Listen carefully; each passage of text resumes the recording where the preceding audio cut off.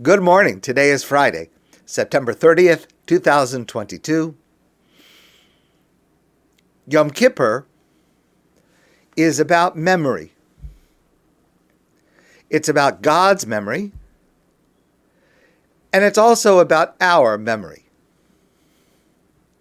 Yom Kippur is about God's memory in what is perhaps the most moving high holiday prayer, Unesane Tokef Kedushas Hashem, let us recall the holiness of this day. We note, Vatizkar kol hanishkachos, God remembers all forgotten things. Yom Kippur is about God's memory. Yom Kippur is also about our memory. We remember our actions during the previous year. Many of us say Yizkor to remember our mothers and fathers and other loved ones who have passed away. Yom Kippur is about our memory. But Rabbi Avi Weiss suggests that there is a powerful lesson we can learn from God's remembering to apply to our own. On Rosh Hashanah, a few days ago, please remember, we read these loving words from the prophet Yirmiyahu Hanavi. Zacharti lach chesed nurayach. God says, I remember the kindness of the Jewish people at the beginning of our relationship. How you, the Jewish people, followed me from Egypt into the desert, a barren and hospitable place. But God says, you followed me simply because I asked you to. God remembers our loyalty and trust in Him. But isn't God's memory a little faulty? Yes, we did follow God into the desert for 40 years, but the biblical record shows we were not very loyal and certainly not very trusting. We sinned with the golden calf. We disbelieved God's promise of a homeland in favor of the spies' warped report. We complained about the food repeatedly. We complained about the conditions. We complained about the leadership. The rosy version from Yirmiyahu appears to be a revisionist version of what actually happened. Yes, we followed God into the desert, complaining and rebelling repeatedly throughout the journey. Why does God, who is perfect, remember imperfectly? Rabbi Baruch Lederman tells a story of two friends who were walking through the desert. And at some point on their journey, they had an argument. And one friend slapped the other across the face. The one who was slapped was hurt.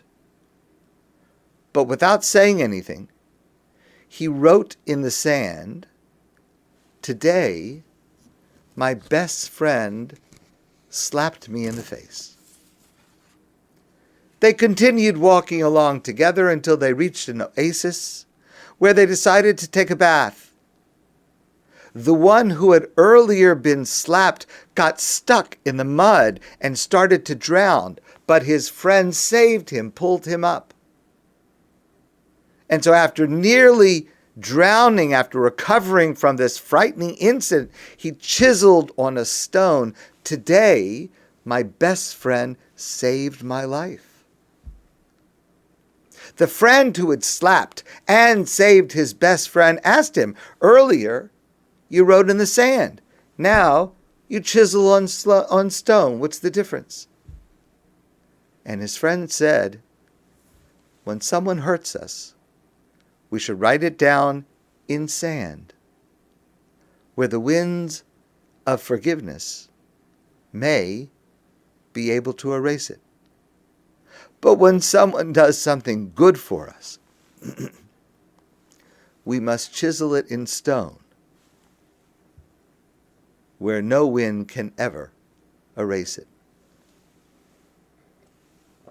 In order for a relationship to endure, We, excuse me. We must develop the capacity to remember selectively, or, as Rabbi Weiss puts it, to remember with mercy. Ma'avir al midosav, or overlooking trespasses done to us, is one of the highest human traits according to the Talmud. And we ask God to do the same. As Albert Schweitzer once said, happiness is nothing more than good health and a bad memory.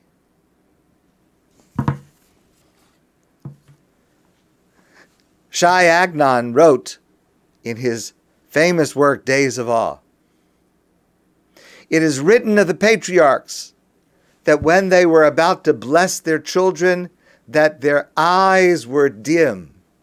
When Yitzchak was about to bless his sons, and he gave a bracha to Yaakov instead of Esav, the Torah says his eyes were dim. When Yaakov was about to give a blessing to his grandsons, Ephraim and Manasseh, Ve'enei Yisrael kavdu mizoken v'lo yochel liros."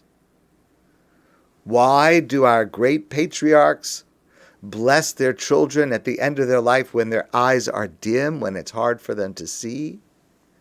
This informs us, says Agnon, that when a man comes to bless his children, he ought to shut his eyes so as not to see their flaws.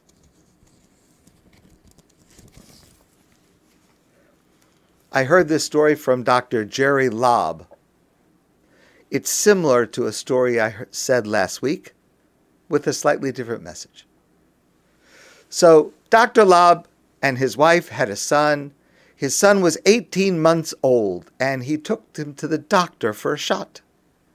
They were waiting in the examining room, and he was thinking, Dr. Lobb was thinking to himself, what can I say to my son to make him understand what's about to happen? Of course, there was nothing he could say. The nurse comes in with a shot. He held his son. His son sees the shot, knows what is coming, and starts to scream.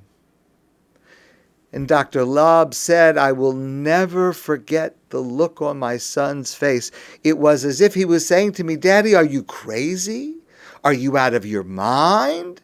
Not are you not protecting me from this crazy woman attacking me with a sharp dagger, but you are conspiring with her by holding me down.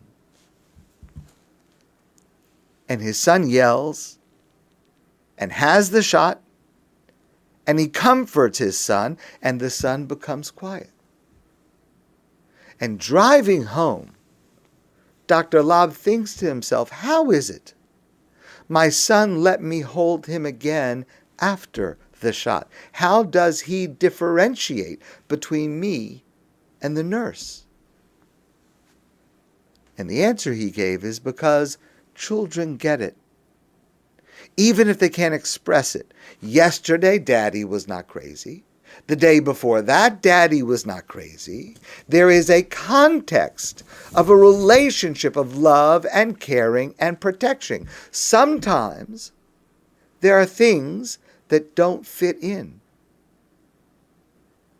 and we simply have to learn gradually to forget them. For many of us,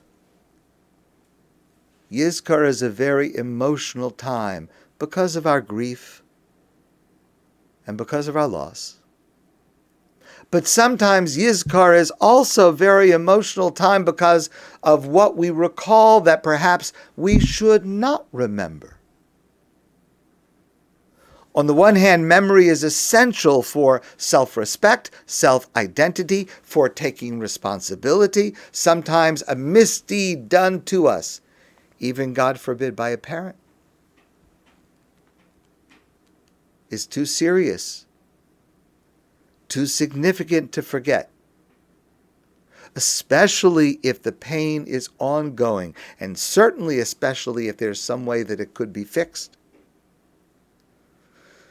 But on the other hand, if we remember literally everything, with no exceptions, we will be stuck. On Yom Kippur, when we say Yizkor, when we go through this day of our memory, we, like God, must remember with mercy. God does this for us. We should do the same for each other and for those we love.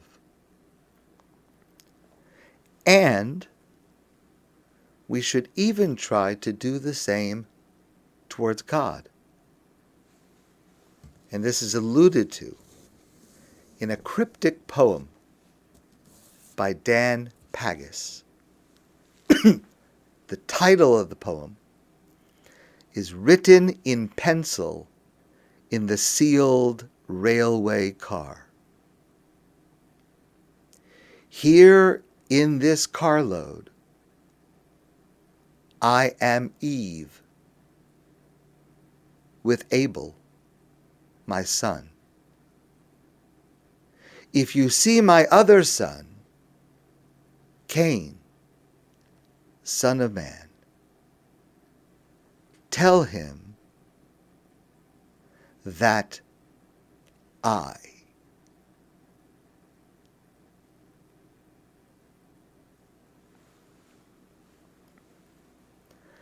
My friends, I want to wish you a great day and a beautiful Shabbos. I look forward to seeing you soon in person, and I want to wish you Shana Tova.